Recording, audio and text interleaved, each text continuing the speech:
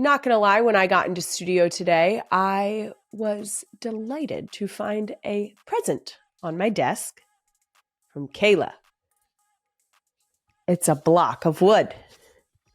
Specifically, has the sports superstition definition on it, an irrational belief that a specific action or behavior will lead to a positive or negative outcome in a game. It also has a little spot to knock here. Guys, we don't have to hunt down any more wooden spoons. We have it right on the desk. She's beautiful. Now let's do this podcast. Welcome back to Not Gonna Lie, a Wave original brought to you by Dunkin. I'm your host, Kylie Kelsey, Irish Wolfhound mother, reluctant late night show announcer, and just a terrible skier. It doesn't matter. The pizza French fry, it didn't work. It was bad all around. As always, make sure you follow us on social at NGL with Kylie and subscribe to the Not Gonna Lie YouTube channel, you mother. I had it. I'm so mad. It's fine. I'm fine. It's fine. You should keep this. Coming up on today's episode, I'm going to get honest about the birds making the Super Bowl. Then I'm going to debut a brand new segment, Doom Scroll of the Week. This week, there's an unlikely but delightful new TikTok influencer in the Philly area I can't wait to talk about. After that, I'm excited to be joined by 3-time gold medalist sprinter and Vogue cover star, Olympics legend, Gabby Thomas. You guessed it. I have no business talking to her either. As per usual. But before I get to that, you guys have been asking nonstop pretty much since we launched the show what the name of our fan base should be. I do have a few of your suggestions here to get the ball rolling. Should call watchers, groupies, fans the Kyliers? Here's the only problem I'm having with this. I need clarification on how we're pronouncing this. Kyliers? I'm unsure that I know the direction you're leaning. So let's clarify that. Victoria Smith says, Princess Squad. Victoria, I really appreciate your suggestion. But princess is one of those words that just feels like a thorn in my side. I do think that Victoria was probably leaning towards the idea of Princess Kiana or the Duchess of Delco. I am so flattered by these names that I do not personally identify with either of them. Angela Miller, 3911, wrote, Not Gonna Liars. That's not bad. We've also seen The Liars. I feel like that actively negates what we're trying to do here. So we should probably go a different direction. And from Brittany Arts, if we aren't referred to as Kylie's Queens, I'm going to be real mad. That's honestly not bad. But what about all the kings that are tuning in? I've actually had quite a few men out in public tell me that they listen, which thank you so much for being here. So I don't know if we can specify queens because we don't want to exclude the kings that are here for the fun. NGLers for now, please send in your best suggestions. Tag us at NGL with Kylie. Then maybe we put it to a fan vote. We'll see. Moving on, it's officially time to get honest. And more specifically, it's time to get honest about the birds. But before I get into it, I just want all the people who tagged me in the video of the woman spreading holy water outside the link to know I saw it and I loved it. I love that she knew that that was what she needed to do.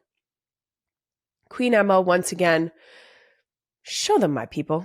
We're here today to come and make sure that we bless all of our players, that we brought our own holy water to lay out on the field if we get to it. I love that her accent in this clip only further solidifies how perfectly this sums up Eagles fans.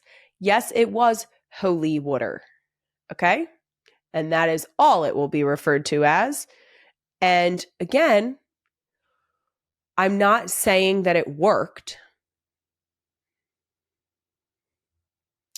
but the Eagles are going to New Orleans. All right, guys, let's get into it. It happened. The Eagles and Chiefs are back in the Super Bowl. I'll start with the Eagles. I was at the link to see the game this Sunday. I was jumping up and down, much to the displeasure of the child in my womb.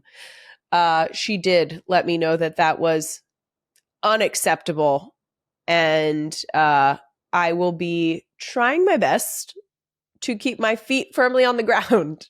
Last time I was out on the field with Jason post NFC Championship. This year I was there at the end of the game. I got to see the confetti fly. And then we snuck out before everyone else left their seats because we got home in a record time while everyone else was still watching the ceremony.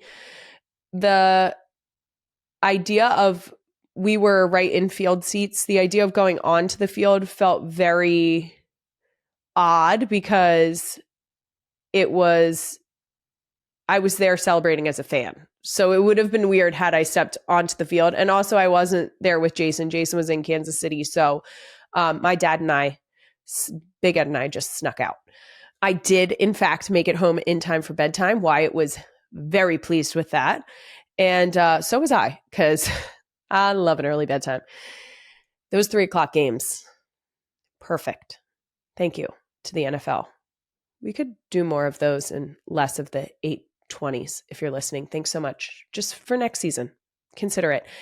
All right. And now the elephant in the room. Obviously, this time when the Eagles play the Chiefs, it is a little bit different because my husband is retired from the Eagles. That being said, I am so happy and proud of Travis and the Chiefs' accomplishments.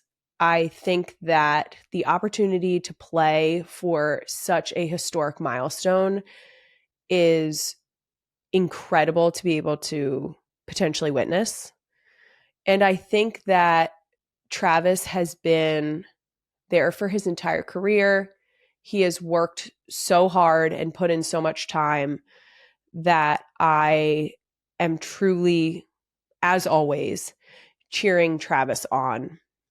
And I love him. He's my family. So I will always cheer on Travis's accomplishments and hopefully successes. That being said, I was raised to bleed green. I have friends who are still associated with the team. I have a close relationship with a lot of people in the Eagles organization. I get to live in the Philadelphia community. So I will also be cheering for the success of those people. Ultimately, the plan is to go to the game and to cheer. I will say, we have made moves to get the girls Go Uncle Trav shirts because they love their uncle. And of course, they love cheering him on. And to be fair, they love cheering on the birds too. But he is our family, and I want to make sure that the girls feel included. But I will add on that any other week when I see Chiefs fans, I will tell them, go Chiefs. I will not be saying that for the next 2 weeks. I can't bring myself to do it because then it feels as though I'm actively wishing it against. Yeah, no, can't This is hard. I don't like this. I'm not having fun.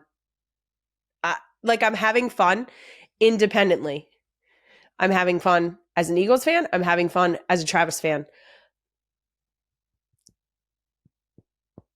It's hard. This is hard. I don't like it. But also it's very exciting. But I'm mad about it. I feel like I'm having a manic episode. Okay, that does it for Can I Be Honest?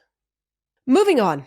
The Eagles aren't the only Philadelphia athletes making headlines this week. We've also been treated to an unlikely new food influencer.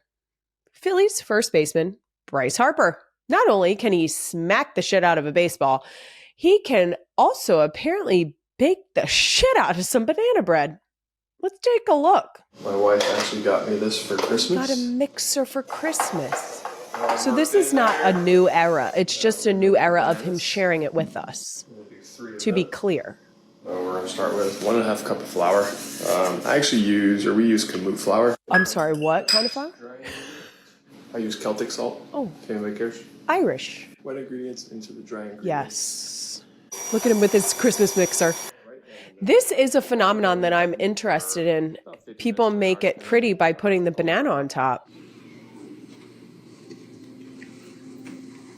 It's fire, dog. Oh my God. It's fire, dog. Did I hear that right? It's fire, dog. It's fire, dog. I love that so much. When I give my kids freshly baked banana chocolate chip muffins, I want them to tell me it's fire, dog. Ellie did tell me, yeah, dude, when I asked her this morning if she wanted a muffin, but that's not nearly as cool as it's fire, dog. I absolutely love watching recipe videos. I would be absolute trash at a recipe or cooking style TikTok series. I am not an aesthetic. I hesitate on even calling myself a chef. I am not an aesthetic cook. I am horrible at baking because I don't like having to follow exact recipes.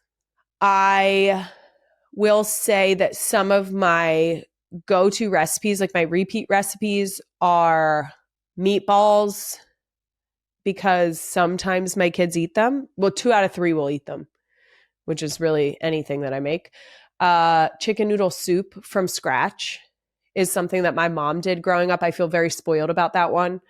But I will regularly make it over the winter because it's just like a warm, cozy hug. I will make banana chocolate chip muffins, but that's only because I feel guilty about the number of bananas that go to waste in our house because our kids will eat 17 bananas within a 3-day period, and then I will buy bananas in that quantity. And then they'll decide they actually hate bananas. So then we have all the bananas just waiting to be eaten. If there was a Kylie cookbook, which I'm not sure there would be enough pages to make a book, Queen Emma is asking, would we call it Delco Delicacies? Maybe. Kylie's fucking cookbook? Yes. A collection of recipes and shit. Mom dinner with Kylie Kelsey. That could be a good one. Fuck around and cook with Kylie. How did I get roped into a cookbook by Kylie? That sounds very on brand. Or holy shit, please just eat this. Cooking for picky toddlers with Kylie Kelsey. That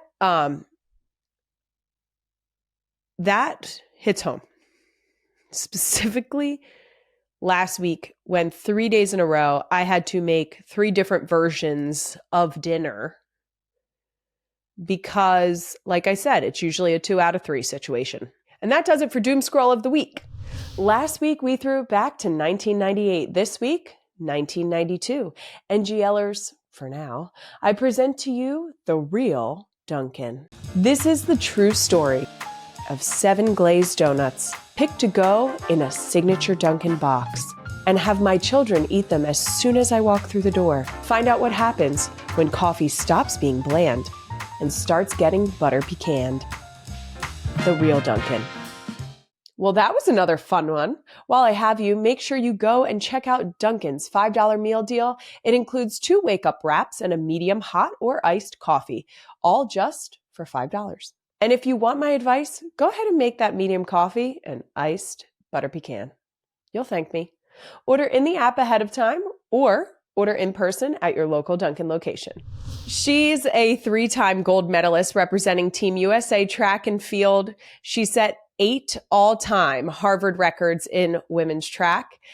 She was just on the cover of Vogue. She's also got degrees in neuroscience, global health, and is a major advocate for health equity. Gabby Thomas, welcome to Not Gonna Lie. Thank you. What a great intro. I always hear my intro back and I'm like, what? It's honestly such an impressive resume. I was so lucky to be able to attend the Paris Olympics as a fan. We sadly did not make it to any of the track and field events because you guys were a little bit later. Yeah.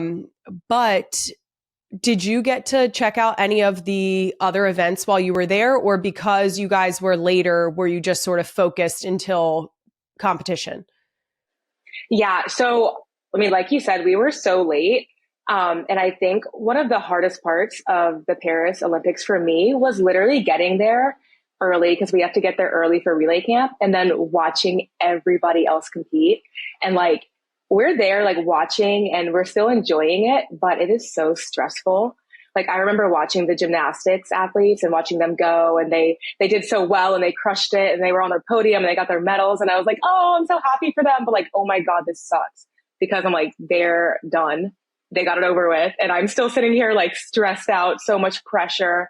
And I can't even enjoy the feeling of going and supporting the other athletes and watching them. Cause I'm I need to get back and rest. Or I need to go eat, or I need to go practice. And so that was really difficult, I think. And then for me, the 200 is really one of the last track events too. So I'm watching all of my track and field teammates compete and run. And I'm well, great for them. Love that for you. But literally still freaking out over here. I'm having mental breakdowns. And then I had the relays after that. So I had the 4x1 and then the 4x4, which is truly the last track event. And in the last day of the Olympics. So I was enjoying it a little bit, but also very much stressed for the entire 2-week period. But I went and I saw women's rugby because huge Ilona Maher fan. Yes. Incredible. That was so much fun to watch. That probably was my Olympic highlight. So had you ever seen rugby sevens before? Yeah. So I had seen it before. So my boyfriend actually plays rugby. He plays club rugby. So I became a huge rugby fan. I watched the Netflix doc and everything, but I hadn't seen so much of the women's rugby. And I've always been a fan of Ilona ever since, honestly, the Tokyo Olympics, because her social media presence is everything. So I watched a little bit, but I genuinely feel this was the year of women's rugby. And even before the girls started playing, we had a mixed practice. So we had track and field girls go to the rugby practice, and we taught the rugby girls. It was so cute. We taught them how to do handoffs with the baton. We did team bonding exercises together. It was so cute. We definitely we didn't tackle or anything. I was not about to tackle, but it was really fun. Let's talk some more about running, because you did something very, very few people have ever done, which is win 3 gold medals in track in the same Olympics. Which of those 3 gold medals means the most to you? I think I know the answer. That's a no-brainer for me. It's going to be my individual 200-meter medal. The relay medals are incredible. I love them. You get to be part of a team, which is a little bit different for track and field. But that 200-meter medal, that's so many years in the making. And I know I was out there like by myself, like running it, but it really is kind of a team effort that goes into it. And that's something that you don't think about a lot with track and field. It's like, I was representing so many people on the line, like my coach, my physio, like my training partners, my like sports psych, my agents, everyone, like my family and friends who helped me get to the line. And so that's what I felt like was like embodying that moment. And so it just, I don't know, it meant so much. And it wasn't even about the one race, right? It's about like the years of preparation that went into it, all the hard work, all the sacrifices. And I felt all of that in that one moment. So, I mean, that's my favorite. I'm not going to lie. I am on record as saying I am the furthest thing from a runner. I have said a number of times, unless I'm chasing something or running from something, I'm not running. Have you ever run a mile? Do you have like a timed mile or something? I couldn't even tell. So I played field hockey, but I played field hockey Division III, which was outstanding. It was the perfect fit for me. I got that work-life balance. Right. I knew I was not going to continue to play field hockey professionally. And we competed at a high level at the school that I was at. So I loved being there and competing, but it does not translate to being a runner. Again, at field hockey, it's like I'm either running from someone or I'm chasing someone or a ball. And for that, I can be like, I have purpose, right? Like I have something to go get. But, which is funny because I'm 5'11", like I have a pretty long stride. Yeah. You would think that like I could cover some ground. Yep. It wasn't meant to be. I will say in high school, I was a track and field athlete, very much a field side of things. So I threw shot put, discus, and javelin. Which it stayed in high school where it should have been. I can't see it. I would not have guessed that. I would if I loved disc. I loved throwing disc because I was long and it helped. And my coach sort of told me that I was only allowed to throw disc if I also threw javelin because I did not like javelin. It was a bargaining chip. But we showed up to practice. We did some technique and then we ate snacks. And that was right on par with where I was at with my track and field situation. That's classic high school. But I will say, if I had to guess you did any event in track, it would be pole vault. And I don't know if the track and field community hears this, they might, I'm curious to know what they would think. I want to hear what they think. I kind of love that because I love that because I always used to say that I think pole vaulters had to have one screw loose. Like you have to be like a little nutty. I say the same thing about field hockey goalies. You have to be a little nutty to voluntarily do that. And I firmly believe that. That's so true. That's so true. The pole vaulters that we had at our school were some of like the coolest people. Our pole vaulting coach was like one of the coolest men I've ever seen in my life.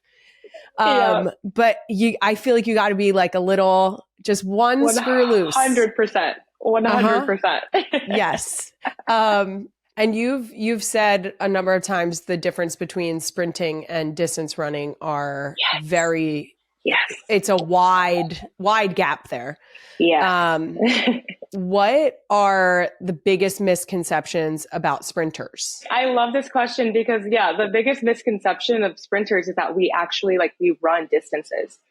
Like our training, I would say the most you would do as a sprinter, and this is like the groups that do the most running ever. Like you're running maybe 500s and that's on the long side. So like 500 meters might be like, a lap around a track plus a little extra bit.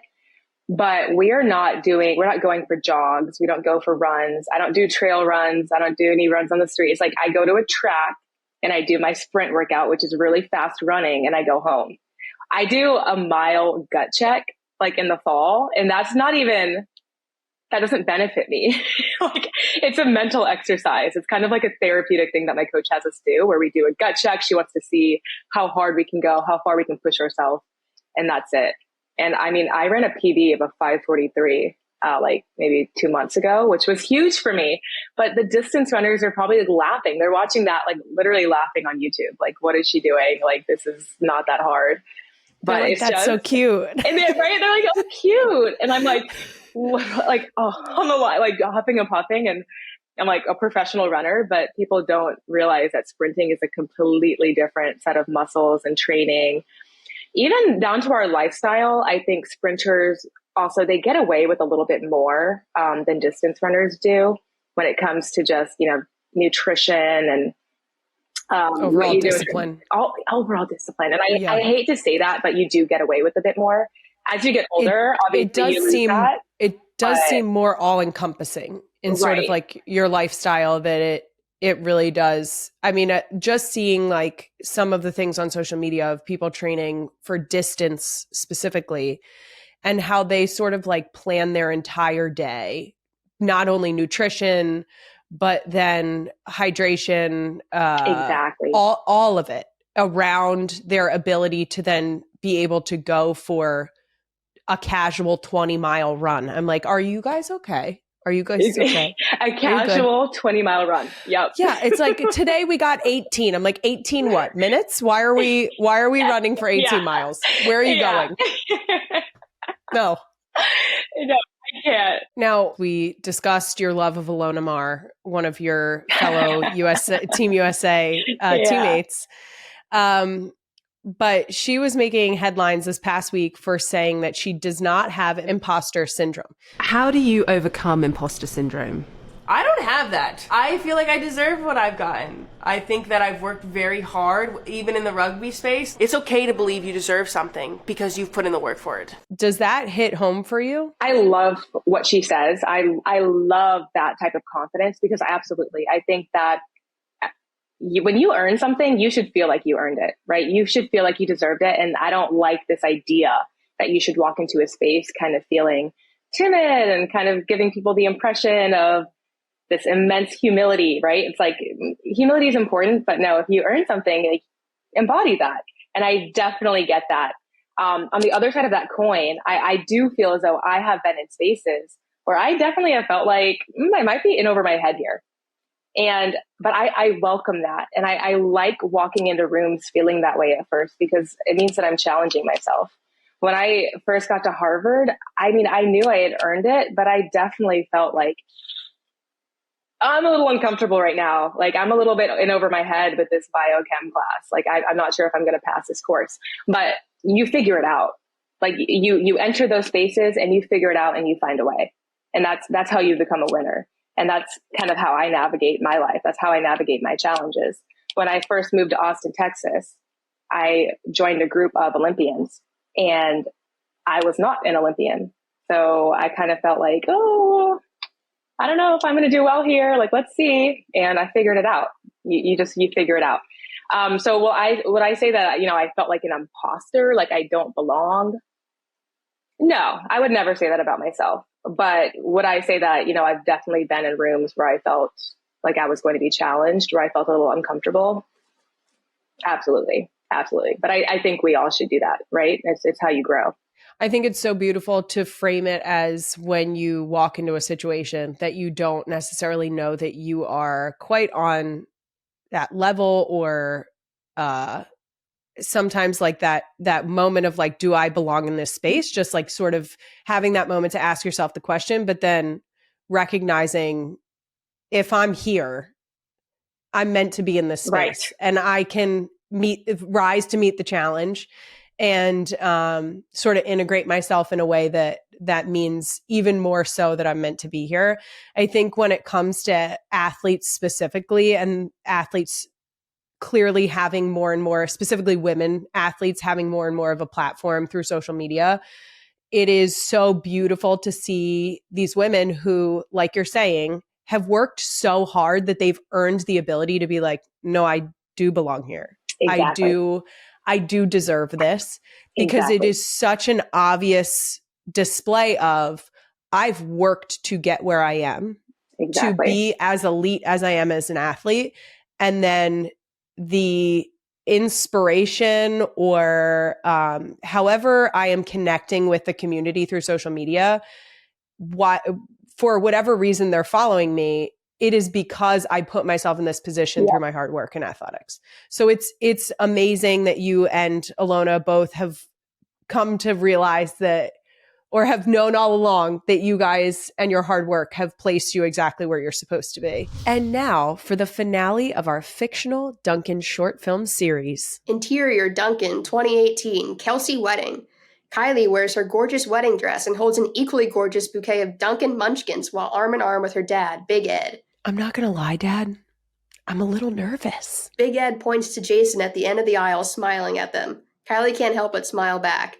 Kylie takes a deep breath, and she and her dad start to walk down the aisle to a 2000s hip-hop track. Also, I still can't believe Bev found a way to squeeze the whole family into this Dunkin at the last second. Kylie reaches Jason at the altar. The officiant asks Kylie to recite her vows. She looks down at an orange Dunkin logo notebook. I can't believe this day has finally come. While it's not exactly how I imagined it, somehow it's even better inside this Dunkin. We hear awws from the crowd. Kylie looks back up at Jason and notices an awesome butter pecan pin on his lapel in place of a boutonniere. Stunning. I, Kylie McDevitt, take you, Butter Pecan. Suddenly, the music screeches to a halt. Did she just say the wrong name? Jason looks around. He seems ready to bolt. Did I say Butter Pecan? I meant Jason. Jason, wait. Find out what happens next on season 2 of the Dunkin Chronicles. You very recently were on the cover of Vogue.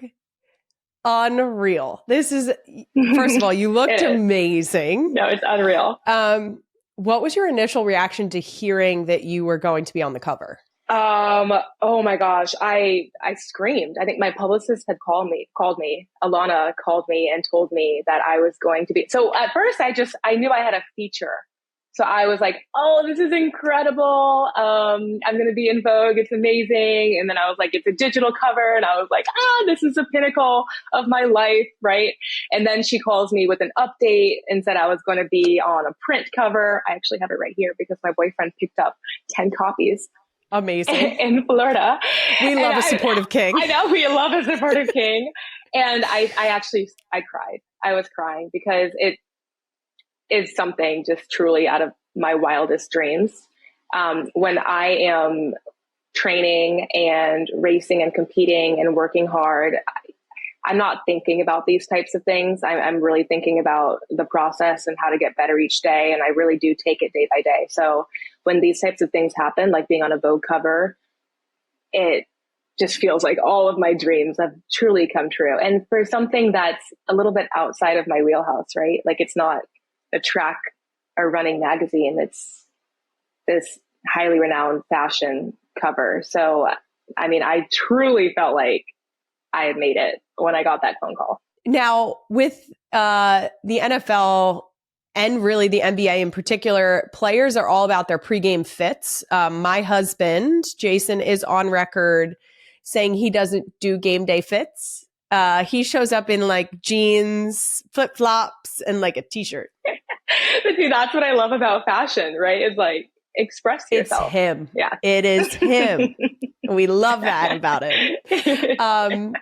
Do you think that we should start getting some tunnel shots of other sports? Like when you show up to a meet, are you just fully like athletic clothing because you're ready to compete? Or are you showing up in something that's a statement? Or would you just like the opportunity to show up in something as a statement so you can be like, I'm here? No, I think we absolutely need to bring this to track and field. I mean, we've already started. So last season, we did a lot of our own little tunnel shots. Like the issue with track is we don't have a locker room. There's no locker room for us to go to change into. So you'll see us, like if you watch Noah Lyles, like he does it at every meet, like a really great fashion intro.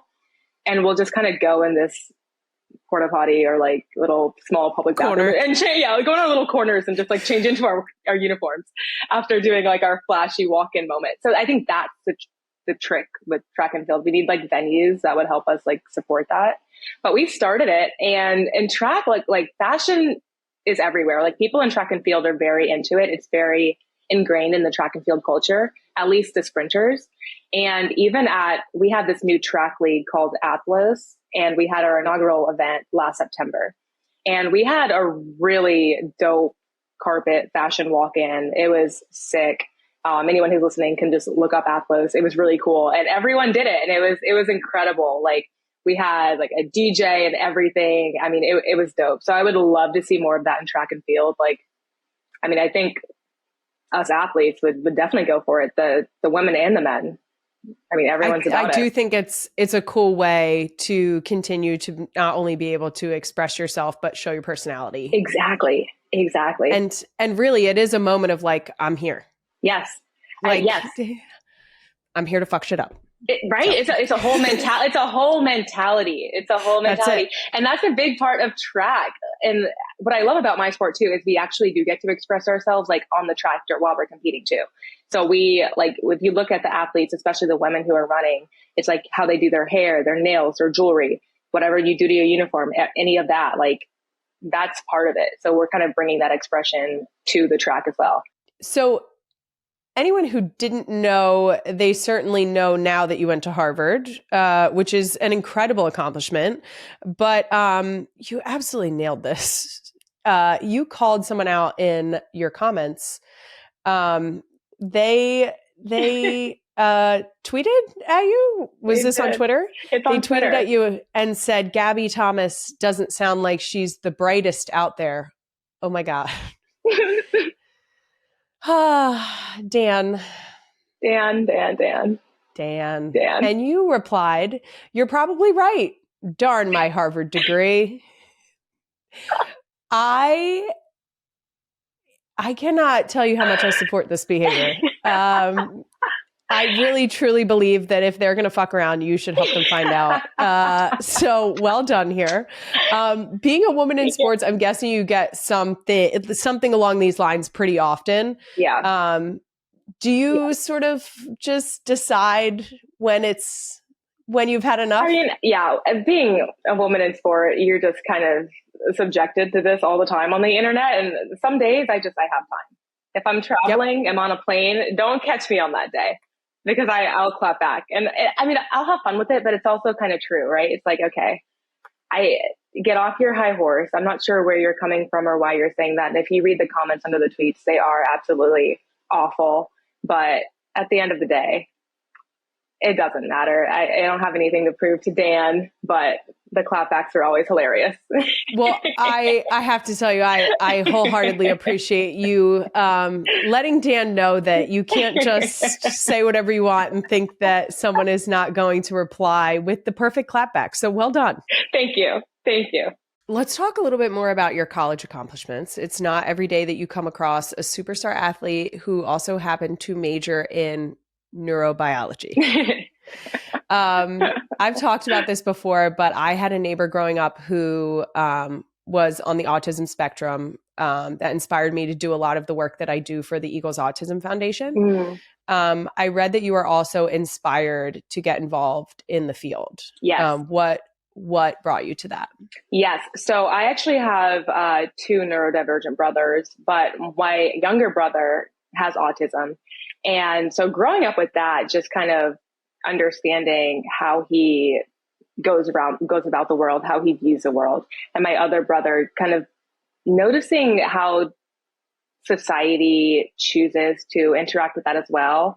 The different treatment options, even just the general like learning options as well. Just everything that goes with having autism or any type of neuroatypical condition. And so I was intrigued by that. I wanted to study it. I wanted to see what the options were, and I wanted to go into research. So after my freshman year at Harvard, I did research on Rett syndrome and one of the labs there. And in my neurobiology studies, I started to focus a little bit more on kind of the health equity side of healthcare and medical care, and seeing what the implications were of that and just health inequities and specifically racial disparities. And so I started to kind of leverage that foundation in neurobiology and apply it more to global health policy. And then that's what brought me to do my master's in public health and specifically epidemiology. So the whole thing has been very rewarding, the entire journey. And I've learned so much. And neurobiology was definitely one of the most challenging majors that I could have chosen at the time at Harvard. But I have no regrets. Just the fact that I don't use that degree. It's no big deal though. But the time spent on neuro was great. It was very, very interesting and fascinating. I've just switched gears a little bit. Sure. Now, you mentioned your master's of public health, and something that you've talked about is that you currently work in a health clinic in Austin. Mm-hmm. Is that right? Exactly. And what type of work are you doing there?